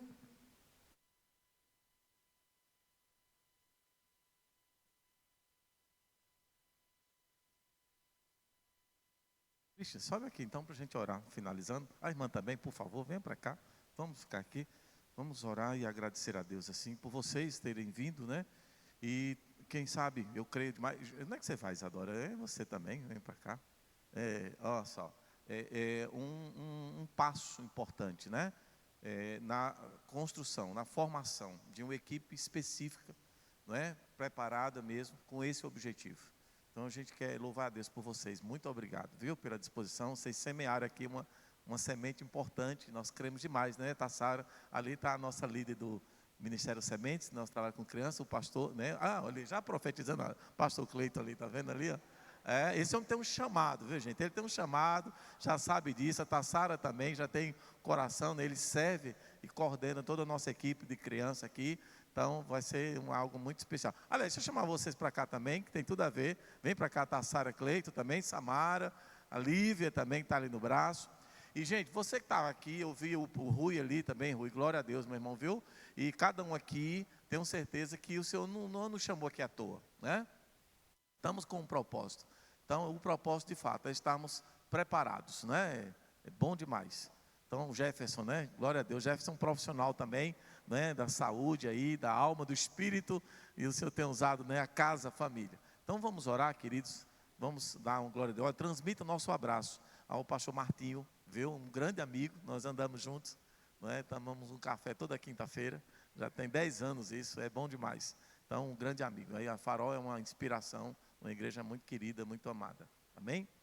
Deus, muito obrigado por essa manhã. Queremos te louvar pela vida dos teus filhos que enriqueceram nossa igreja nessa manhã. Trouxeram para nós, ó Deus, experiências, conhecimentos, que certamente se transformará no ministério, Senhor, tá? Numa ação prática mesmo, de amor e cuidado. Tá? Que o Senhor desperte cada vez mais cada membro dessa igreja, especialmente aqueles que têm chamados para isso, que têm um amor mesmo, assim, um coração pulsa mesmo, para servir nessa equipe. Nós te louvamos pela Isadora, pela iniciativa dessa manhã, dessa palestra. também, Deus, pelo Cleiton, a Sara, que coordena o nosso trabalho com crianças. Mas entendemos, Deus, que esse projeto não vem só para as crianças, mas para toda pessoa que precisa receber esse abraço. Então, que o Senhor nos leve a esse nível mesmo, né, de consolidação dessa equipe, desse trabalho e desse olhar, né, de amor e graça, em nome de Jesus. E que o amor de Deus, nosso Pai, a graça do nosso Senhor e Salvador Jesus Cristo, as ricas consolações do Espírito Santo do Senhor, esteja sobre todos nós, desde agora e para todos sempre. Amém, amém e amém. Deus abençoe.